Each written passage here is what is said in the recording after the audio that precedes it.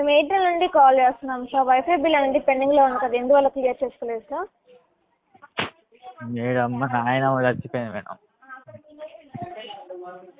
Sir మా నాయనమ్మ చచ్చిపోయింది మేడం.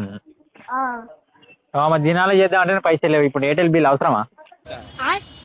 మరి దాన్ని డీయాక్టివేషన్ చేయించుకోండి సార్. కాల్స్ అన్నీ అవుతాయి కదా, కనీసం కాల్ కూడా మేడం. అది డీయాక్టివేట్ చేసి ఎందుకు? నేను మెల్ల పెడతా, యాక్టివేట్ చేస్తాగా.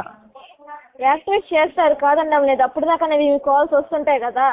ఇప్పుడు కాల్ వస్తే రాని, నాకు సంబరం మేడం. నాకు కూడా ఎక్కువ పోరలేదు మాట్లాడి. నువ్వు ఫోన్ చేసినా మంచిది, నాకేం పర్లేదు. మీకేం పర్లేదా? అయితే యాక్చువల్లీ క్లియర్ చెప్పేది, ఇప్పుడు నేను రీఛార్జ్ చేసిన అనుకో, మీరు నాకు ఫోన్ చేయాలి మళ్ళా. అవును.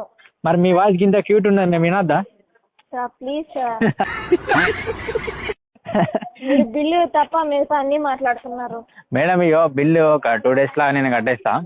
ఇగో మా నాయన కూడా వస్తుంది.